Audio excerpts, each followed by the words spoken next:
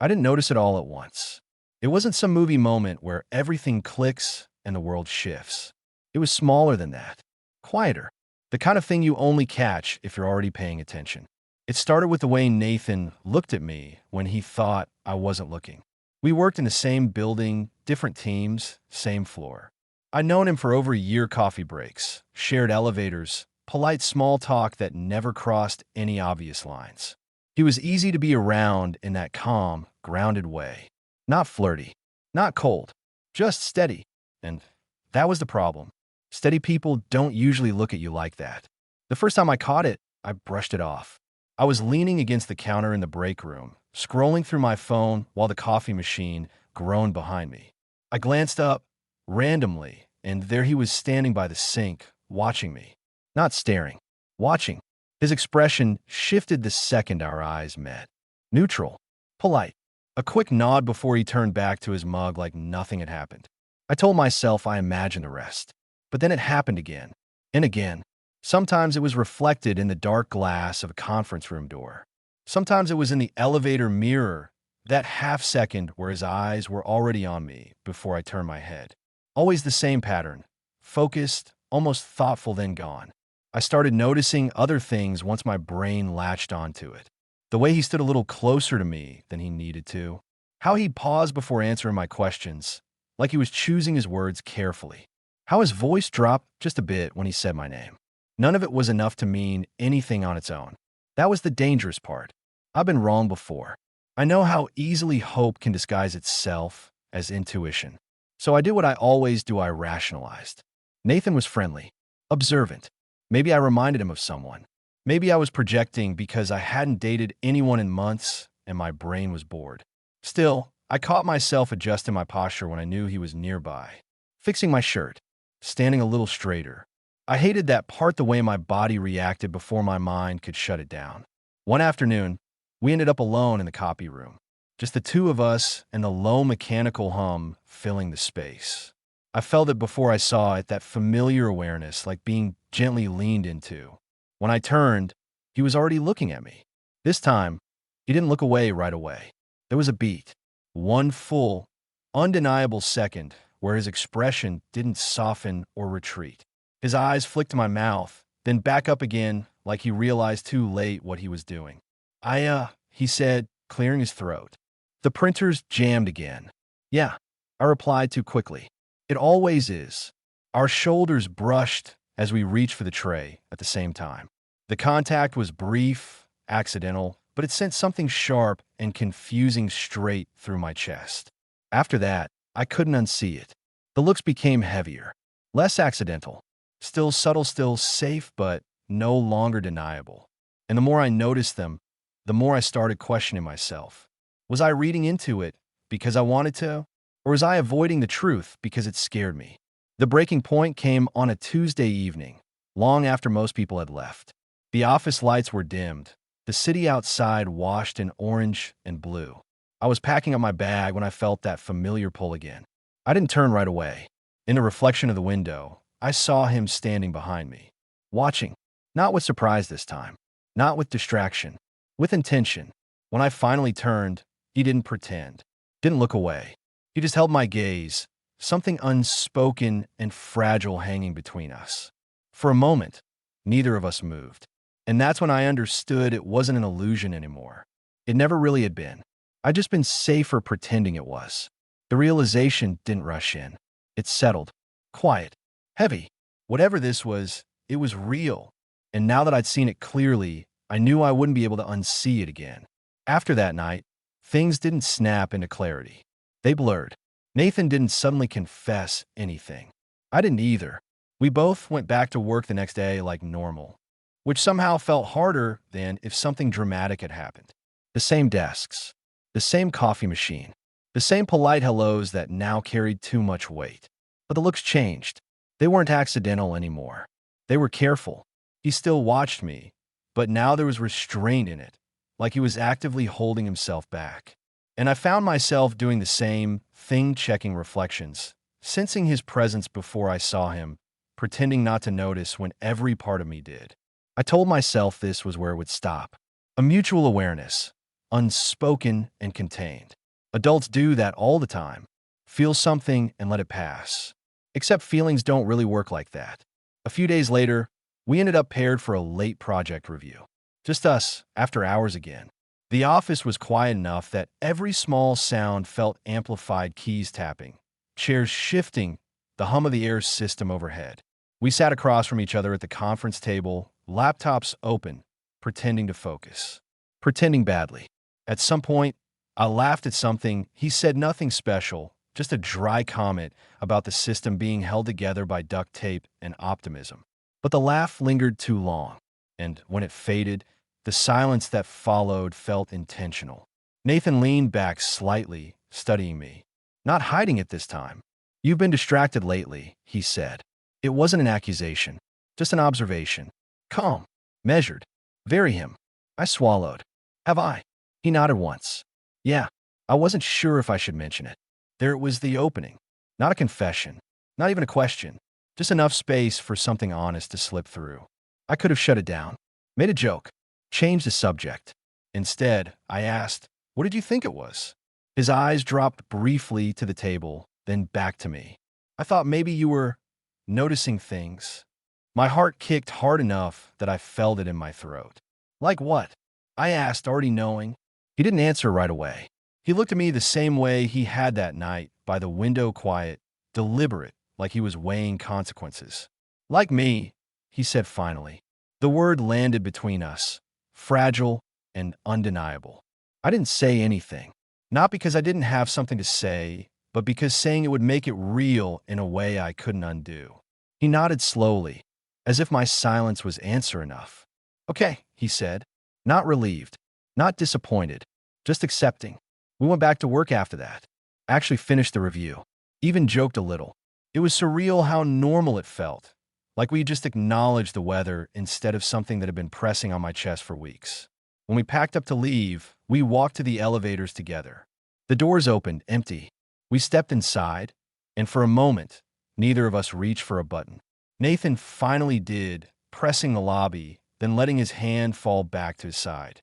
The ride down was quiet, not awkward, heavy in a different way, full instead of tense.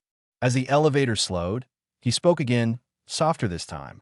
"For what it's worth," he said, eyes fixed forward, "I'm glad you noticed." The doors opened before I could respond. People were waiting. The moment closed around us like it had never existed. We walked out into the evening crowd, separate directions, the city swallowing us whole. On the way home, I replayed his words over and over, not as a question, not as a promise, just a truth he'd finally let surface. I realized something then, sitting alone on the train, watching my reflection slide past dark windows. The illusion hadn't just ended because I saw him clearly. It ended because he let me see him see me. And that changed the shape of everything, even if nothing had technically happened yet. After that, avoidance became its own language. We didn't plan it. It just happened. Our schedules shifted in small, almost invisible ways. If I took a late lunch, Nathan went early. If he was already in the break room, I found a reason to circle back later. It wasn't hostile. It was protective, like we were both afraid that one wrong look would crack something open we weren't ready to deal with. The problem was, the silence didn't erase anything. It sharpened it. Every time we passed each other without stopping, I felt it an echo of what we weren't saying. The weight of restraint. The awareness that we were actively choosing not to lean in. I told myself this was mature, responsible, that recognizing a feeling didn't mean indulging it. Still, at night, I replayed the elevator moment. His voice. The way he said he was glad I noticed. Not hopeful. Not reckless. Just honest. That honesty stayed with me longer than I expected. The shift finally broke during a team offsite, a harmless enough thing, scheduled weeks in advance. Drinks after a long day of meetings. A loud bar. Too many people. Too much noise for careful distance. Nathan arrived late. I noticed immediately, which annoyed me more than it should have. He scanned the room, eyes passing over faces until they landed on me. Just for a second, long enough to register. Then he looked away, but he didn't move farther. We ended up standing near the same high table, not together, not apart. The kind of proximity you could still pretend was coincidence. I felt his presence before he spoke. Hey, he said. Hey. It was stupid how loaded that one word felt. We talked about nothing work, the music, how loud the place was. He held his glass loosely, not drinking much. I noticed that too. The way his attention kept drifting back to me even when someone else spoke. At one point, someone bumped into me from behind, pushing me forward just enough that my arm brushed his. Not a shoulder this time. Forearm to forearm, skin to skin. Neither of us moved. He looked down at the contact, then up at me. His expression wasn't surprised. It was resolved, like he'd made a decision quietly, somewhere inside himself. You okay? He asked, voice lower now. Yeah, I said. You? He nodded once. Yeah. But his arm stayed where it was. Not pressing, not pulling away. The moment didn't escalate. No one gasped. No music swelled. Eventually someone needed his attention, and he stepped back, giving me space like he always did. But something had shifted again. Later, as the night thinned out and people filtered home, we walked out at the same time. The street was cool, the noise behind us fading into traffic and distant laughter. We stopped under a streetlight without acknowledging that we'd both slowed. I meant what I said, Nathan said, not looking at me yet. Before. About noticing. I nodded. I know. He finally turned then. His face was open, steady, but there was a tension under it now, like he was tired of pretending nothing was there. I'm not asking for anything, he added. I just didn't want you to think I'd changed my mind. I took a breath, let out slowly. Neither have I said. That was all. No promises. No next steps. Just the truth placed gently between us. We stood there for another moment, letting it settle. Then we said goodnight and went our separate ways. Walking home, I realized the doubt wasn't gone. The risks were still real. But the illusion that this was one-sided, imagined, fragile had fully dissolved. What remained wasn't certainty. It was alignment. And somehow, that felt steadier than any fantasy I'd built before. After that night, something eased between us. Not disappeared, eased.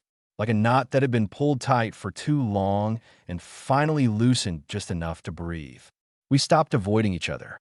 Not dramatically, not all at once, but in small, deliberate ways.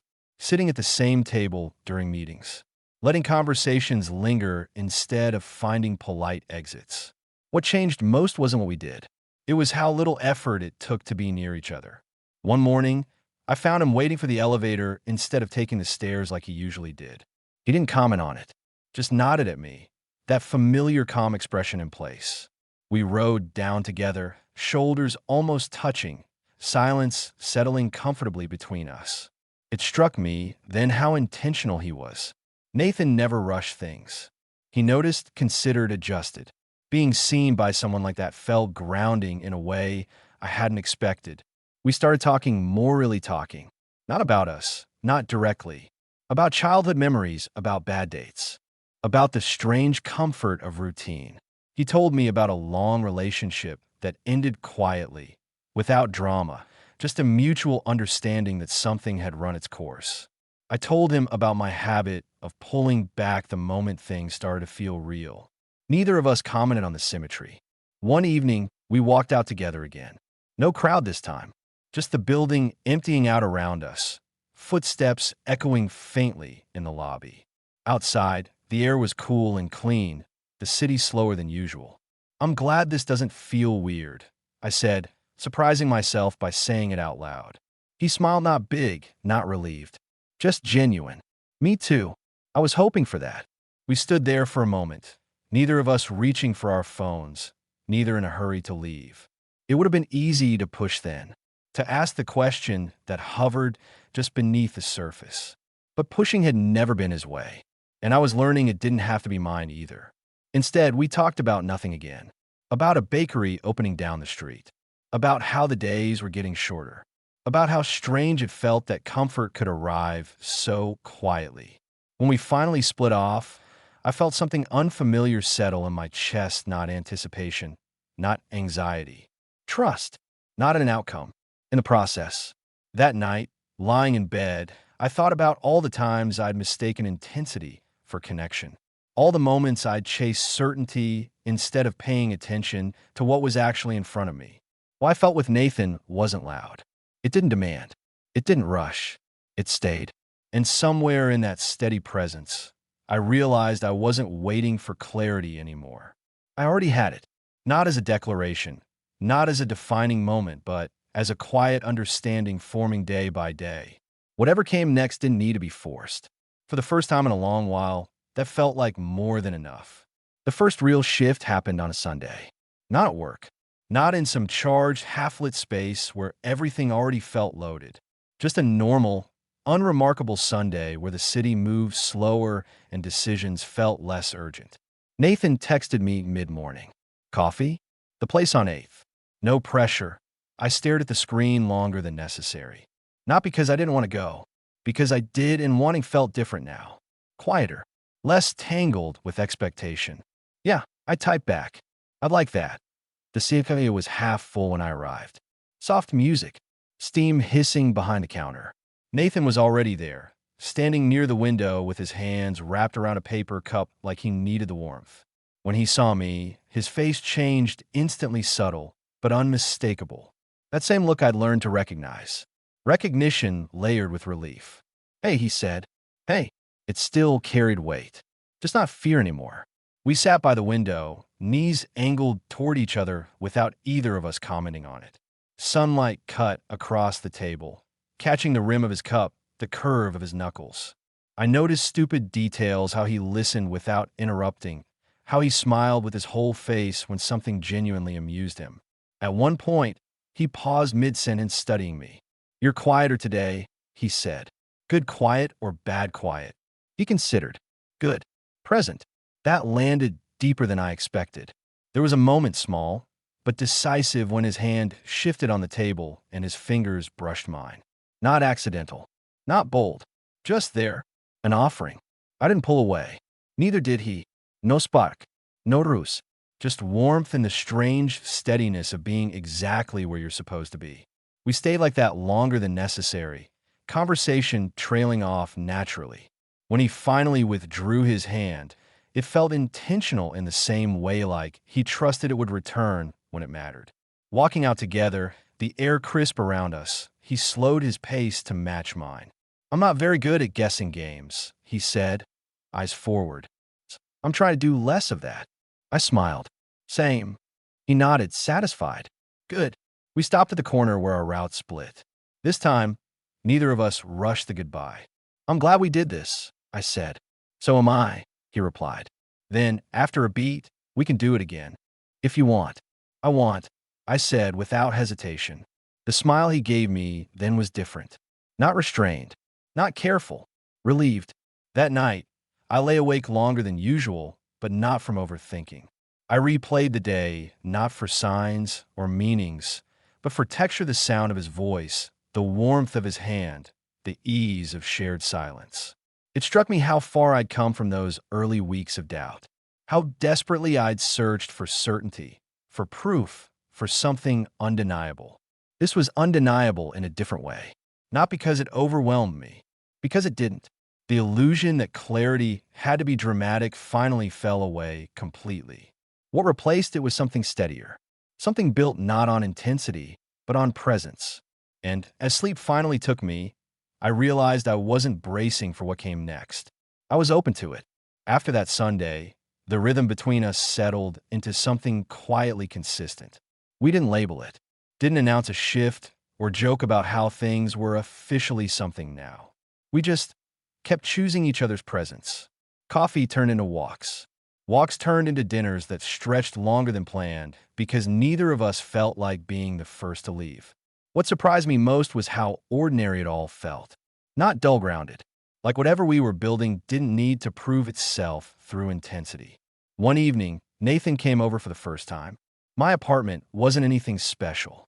Clean enough, a little too minimal, the kind of place that showed how often I'd expected to be alone. I caught myself apologizing for it before he'd even stepped fully inside. It feels like you, he said, looking around. That's good. That simple reassurance loosened something in my chest I hadn't realized was tight. We cooked together, moving around each other carefully at first, then more naturally. Our elbows brushed. He handed me a spoon to taste the sauce. When I looked up, he was already watching me openly now, without that old hesitation. "You do that thing," he said. "What thing?" He smiled.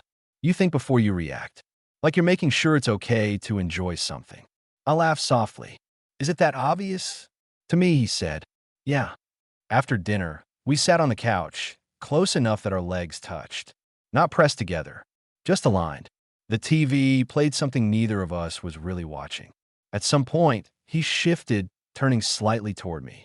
His hand rested on the back of the couch, close to my shoulder, but not touching. "Can I ask you something?" he said. I nodded. "Of course. What are you most afraid of right now?" The question caught me off guard. Not because it was invasive, but because it was honest in a way that didn't leave room for deflection. I thought for a moment, then answered, "That this works," I said, "and that I don't know how to let it." He didn't react right away. Didn't reassure or contradict. He just absorbed it. "That makes sense," he said eventually. "I'm afraid of rushing something that deserves patience." I turned to him then, really looked at him. The steadiness I'd noticed from the start wasn't caution, it was care. Without a word, his hand finally moved. Not to pull me in, just to rest against my arm. I leaned into it. That was it. No kiss. No escalation.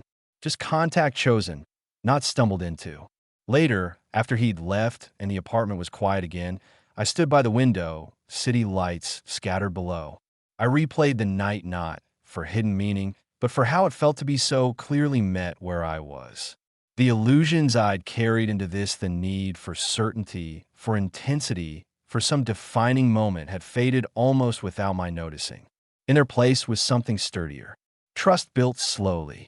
Desire held with respect. A connection that didn't ask me to be braver than I was, only more honest. As I turned off the lights and let the silence settle, I realized this wasn't the kind of story that pivoted on a single moment. It was the kind that unfolded because two people kept choosing to stay present. And for the first time, that felt like exactly the right beginning. The first time we crossed the line, it didn't feel like crossing at all. It was another quiet evening, another unremarkable choice that only mattered because we made it together. Nathan had come over after a long day, jacket still on, shoulders tight in that way I'd started to recognize as him carrying more than he said out loud. "You okay?" I asked, taking his coat. "Yeah," he said automatically. Then he exhaled. "Actually, not really." That honesty still surprised me every time. Not because it was rare, but because it was offered so freely.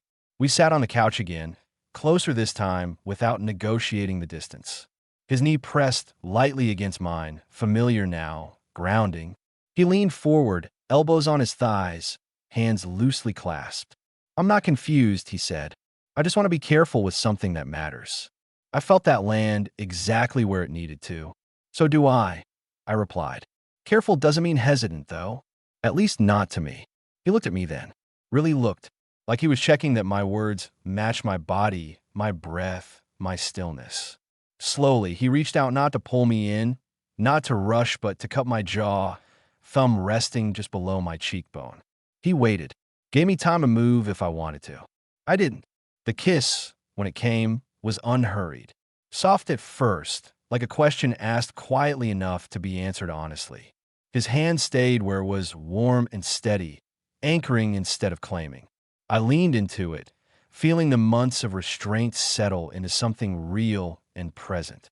There was no rush of adrenaline, no dizzy spike of disbelief. Just recognition. When we pulled back, our foreheads rested together, breaths uneven but calm. "Still okay?" he asked. "More than," I said. We didn't go any further that night. Not because we couldn't, but because we didn't need to. The kiss wasn't a door flung open, it was a confirmation. A shared understanding that whatever pace we chose would be mutual. Later, after he'd left, I sat alone with the quiet again. But it felt different now. Fuller. Less like waiting. In the days that followed, the world didn't change, but I did. I stopped scanning moments for meaning. Stopped bracing for the other shoe to drop. The illusion that something had to shatter for something else to begin was finally gone. What we had wasn't fragile. It wasn't dramatic. It didn't exist in stolen glances anymore. It existed in choice. Standing by my window that night, city lights blinking steadily below, I understood something I'd missed for a long time. Clarity doesn't always arrive like a revelation. Sometimes it arrives quietly, once you stop mistaking uncertainty for depth. And as I turned off the light and let the room settle into darkness, I knew whatever came next, I wasn't walking toward it alone. The weeks that followed didn't blur together. They stacked moment by moment, solid and distinct. We didn't rush into anything public or declarative. At work, we stayed professional, easy, unchanged to anyone else's eyes. But there was a new current beneath it, a shared glance across a room that carried history now, a quiet check-in when one of us looked off, small things that didn't ask to be noticed, only felt. Outside of work, we kept choosing each other in ways that felt deliberate without being heavy. Dinners that turned into long walks. Walks that ended at my place or his. Shoes kicked off. Conversations stretching until midnight crept in unnoticed. The intimacy deepened not through escalation, but through consistency. One night, we sat on his balcony, city humming below us, the air cool enough that our shoulders brushed naturally. He handed me a glass of water and leaned back, eyes on the skyline. I used to think clarity meant answers, he said, like something definitive. But this feels clearer than anything I've had before. I nodded, watching the lights flicker. I used to think if it wasn't intense, it wasn't real. He smiled at that, not amused, just understanding. And now I think intensity was just my way of trying to outrun uncertainty. He turned to look at me then, something warm and steady in his expression. You're not running anymore. He wasn't asking. He was stating a fact. The second kiss came later that night, unprompted and easy. We were standing in the doorway, saying goodnight like we had a dozen times already. He leaned in, slow enough that I could have stopped it. I didn't. This one lingered longer. Not searching, not urgent, settled. When we pulled back, his forehead rested briefly against mine, a quiet habit forming without either of us naming it. Tomorrow, he asked softly. Tomorrow, I said. That was how it went. Not grand gestures, just continuations. Months ago, I would have been cataloging moments like this, weighing them, testing them for permanence. Now, I let them exist without interrogation. I trusted the shape they were taking. The illusion that love had to announce itself loudly was gone. In its place was something that proved itself by staying. One evening not long after, I found myself alone again. Lights off, city stretched out below my window. The same view I'd stood in front of so many times before, uncertain, hopeful, braced. It looked different now. Not because the city had changed, but because I had.